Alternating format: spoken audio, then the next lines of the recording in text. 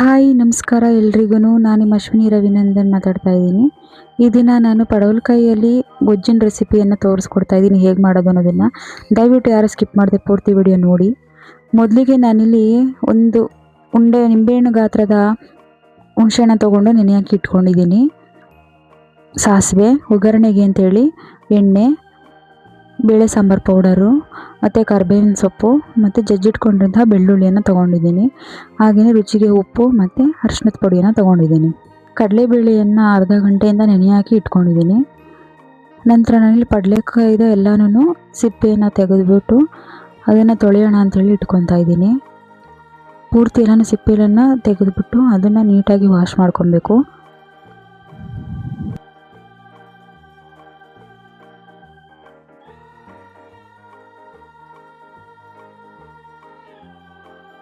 ಆ ನಂತರ ತೊಳೆದಿಟ್ಕೊಂಡಂತಹ ಕಾಯಿಯನ್ನು ಹೆಚ್ಕೊತಾ ಇದ್ದೀನಿ. ಸಣ್ಣ ಸಣ್ಣಕ್ಕೆ ತುಂಡು ಮಾಡಬೇಕು.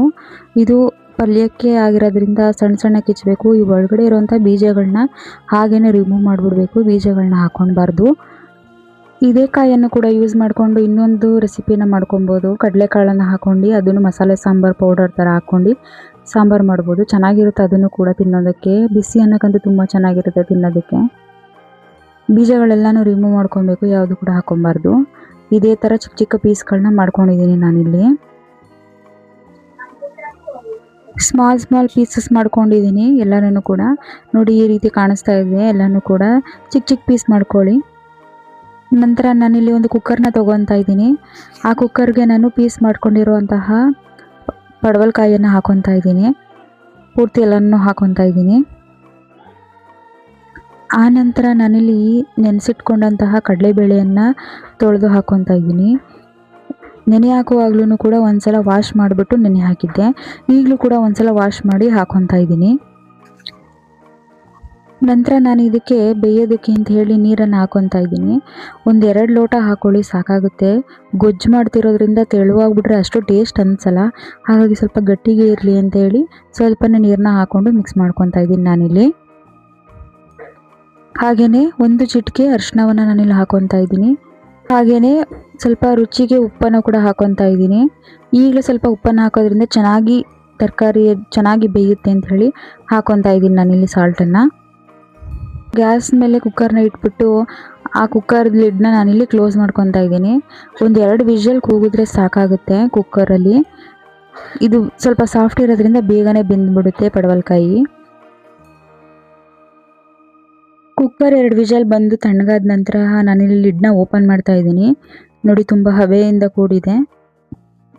ಇದನ್ನು ನಾನಿಲ್ಲಿ ಈ ಪಾತ್ರೆಯಲ್ಲಿ ಸೋಸ್ಕೊತಾ ಇದ್ದೀನಿ. ಎಲ್ಲನೂ ಕೂಡ ಬಿಸಿ ಇರುತ್ತೆ, ಹುಷಾರಾಗಿ ನೋಡಿಕೊಂಡು ಸೋಸ್ಕೊಳ್ಳಿ. ಕೈ ಮೇಲೆ ಹಾಕೊಂಡ್ಬಿಡ್ತೀರ ಕೆಲವರೊಬ್ಬರು. ನಂತರ ಇದನ್ನು ನಾನಿಲ್ಲಿ ಒಂದು ಬಾಣಲಿ ಇಟ್ಕೊಂಡು ಗ್ಯಾಸ್ ಮೇಲೆ ಅದಕ್ಕೆ 5 ಟೇಬಲ್ ಸ್ಪೂನ್ ಆಯಿಲ್ನ ಹಾಕ್ಕೊತಾ ಇದ್ದೀನಿ ಒಗ್ಗರಣೆಗೋಸ್ಕರ. ನೆಕ್ಸ್ಟ್ ನಾನು ಇದಕ್ಕೆ ಸಾಸಿವೆನ ಹಾಕ್ಕೊತಾ ಇದ್ದೀನಿ 1 ಟೇಬಲ್ ಸ್ಪೂನ್. ಆ ನಂತರ ಬೆಳ್ಳುಳ್ಳಿ ಜಜ್ಜಿಟ್ಟಿರೋದಂಥದ್ದು ಹಾಕ್ಕೊತಾ ಇದ್ದೀನಿ. ಆ ನಂತರ ಇದಕ್ಕೆ ನಾನು ಕರಿಬೇವನ್ನು ಹಾಕ್ಕೊತಾ ಇದ್ದೀನಿ. ನೆಕ್ಸ್ಟ್ ಹಸಿರು ಮೆಣಸಿನ್ಕಾಯಿಯನ್ನು ಹಾಕ್ಕೊತಾ ಇದ್ದೀನಿ. ಹಾಗೆ ಅದನ್ನು ಸ್ವಲ್ಪ ಫ್ರೈ ಮಾಡ್ಕೊತಾ ಇದ್ದೀನಿ ಎಣ್ಣೆನಲ್ಲೇ, ಸ್ವಲ್ಪ ಹಸಿ ಘಾಟು ಹೋಗಲಿ ಅಂತ. ಆನಂತರ ನಾನಿಲ್ಲಿ ಹೆಚ್ಚಿಟ್ಕೊಂಡಿರೋಂತಹ ಈರುಳ್ಳಿಯನ್ನು ಹಾಕ್ಕೊತಾ ಇದ್ದೀನಿ. ಅದನ್ನು ಹಾಗೆಯೇ ಸ್ವಲ್ಪ ಬಾಡಿಸ್ಕೊತಾ ಇದ್ದೀನಿ ಈರುಳ್ಳಿಯನ್ನು. ನೋಡಿ ಈ ಥರ ಬೆಂದಿರಬೇಕು ಈರುಳ್ಳಿ, ಸಾಫ್ಟ್ ಆಗಿದೆ. ನೆಕ್ಸ್ಟ್ ನಾನು ಇದಕ್ಕೆ ಟೊಮೊಟೊವನ್ನು ಹಾಕ್ಕೊತಾ ಇದ್ದೀನಿ. ಟೊಮೊಟೊವನ್ನು ಕೂಡ ಹಾಗೆ ಸ್ವಲ್ಪ ಎಣ್ಣೆನಲ್ಲೇ ಬಾಡಿಸ್ಕೊತಾ ಇದ್ದೀನಿ.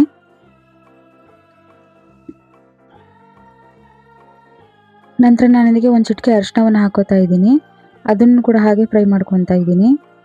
ನೆಕ್ಸ್ಟು ಬೇಳೆ ಸಾಂಬಾರು ಪೌಡರ್ನ ನಾನಿಲ್ಲಿ 2 ಟೇಬಲ್ ಸ್ಪೂನ್ ಹಾಕ್ಕೊತಾ ಇದ್ದೀನಿ. 2 ಟೇಬಲ್ ಸ್ಪೂನ್ ಹಾಕಿದ್ರೆ ಸಾಕಾಗುತ್ತೆ. ಅದನ್ನು ಹಾಗೆ ಎಲ್ಲನೂ ಮಿಕ್ಸ್ ಮಾಡ್ಕೊತಾ ಇದ್ದೀನಿ ಚೆನ್ನಾಗಿ. ನೆಕ್ಸ್ಟ್ ನಾನು ಇದಕ್ಕೆ ಸಾಲ್ಟ್ನ ಹಾಕ್ಕೊತಾ ಇದ್ದೀನಿ. ರುಚಿಗೆ ನೋಡಿಕೊಂಡು ನಾನಿಲ್ಲಿ ಅರ್ಧ ಟೇಬಲ್ ಸ್ಪೂನಷ್ಟು ಸಾಲ್ಟನ್ನು ಹಾಕ್ಕೊತಾ ಇದ್ದೀನಿ. ಅದನ್ನು ಕೂಡ ಹಾಗೆ ಮಿಕ್ಸ್ ಮಾಡ್ಕೋಬೇಕು. ಸಾಲ್ಟಲ್ಲಿ ಸ್ವಲ್ಪ ಫ್ರೈ ಆಗಬೇಕು ಟೊಮೊಟೊ ಈರುಳ್ಳಿ ಎಲ್ಲನೂ ಕೂಡ. ಆ ನಂತರ ನಾನಿಲ್ಲಿ ನೆನೆಸಿಟ್ಕೊಂಡಂತಹ ಹುಣಸೆಹಣ್ಣು ರಸವನ್ನು ನಾನಿಲ್ಲಿ ಹಾಕ್ಕೊತಾ ಇದ್ದೀನಿ. ಹಾಕ್ಕೊಂಡು ಸ್ವಲ್ಪ ಹಾಗೇ ಅದನ್ನು ಸ್ವಲ್ಪ ಬಾಡಿಸ್ಕೊಳ್ಳಿ. ನಂತರ ಹುಣಸೆಹಣ್ಣು ರಸ ಎಲ್ಲದಕ್ಕೂ ಹೊಂದ್ಕೊಳ್ಳೋ ಥರ ಸ್ವಲ್ಪ ಕುದಿ ಬರೋವರೆಗೂ ವೆಯ್ಟ್ ಮಾಡಿ. ಆ ನಂತರ ಕುದಿ ಬಂದ ನಂತರ ಸೋಸ್ಕೊಂಡಿರ್ತಕ್ಕಂತಹ ಕಾಳನ್ನು ಮತ್ತು ಕಾಯನ್ನು ನಾನಿಲ್ಲಿ ಹಾಕೊತಾ ಇದ್ದೀನಿ.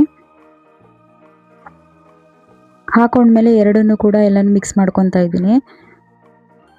ಎಲ್ಲ ಇಂಗ್ರೀಡಿಯೆಂಟ್ಸು ಕೂಡ ಎಲ್ಲದಕ್ಕೂ ಹೊಂದ್ಕೊಳ್ಳೋ ಥರ ಚೆನ್ನಾಗಿ ಮಿಕ್ಸ್ ಮಾಡ್ಕೊಳ್ಳಿ. ಉಪ್ಪು ಖಾರ ಎಲ್ಲ ಹಿಡಿಬೇಕು ಚೆನ್ನಾಗಿ. ಇದಕ್ಕೆ ಸ್ವಲ್ಪ ಹೊತ್ತು ಕುದಿಯೋಕೆ ಹಾಗೇ ಬಿಟ್ಬಿಡಬೇಕು. ನಂತರ ನಾನಿಲ್ಲಿ ಸೋಸ್ಕೊಂಡಿರ್ತಕ್ಕಂತಹ ನೀರಿರುತ್ತಲ್ಲ, ಬೇಳೆ ಬೆಂದಿರೋ ನೀರು, ಅದನ್ನು ಕೂಡ ನಾನಿಲ್ಲಿ ಮಿಕ್ಸ್ ಮಾಡ್ಕೊತಾ ಇದ್ದೀನಿ.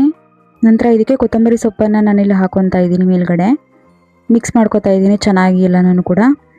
ನಂತರ ಹಾಗೆಯೇ ಸ್ವಲ್ಪ ಹೊತ್ತು ಕುದಿಯೋದಕ್ಕೆ ಬಿಟ್ಬಿಡಬೇಕು. ಇವಾಗ ಗೊಜ್ಜು ರೆಡಿಯಾಗಿದೆ. ನಾನಿಲ್ಲಿ ರವೆ ರೊಟ್ಟಿ ಕಾಂಬಿನೇಷನಲ್ಲಿ ತಿನ್ನೋದಕ್ಕೆ ಇಲ್ಲಿ ಹಾಕೊತಾ ಇದ್ದೀನಿ.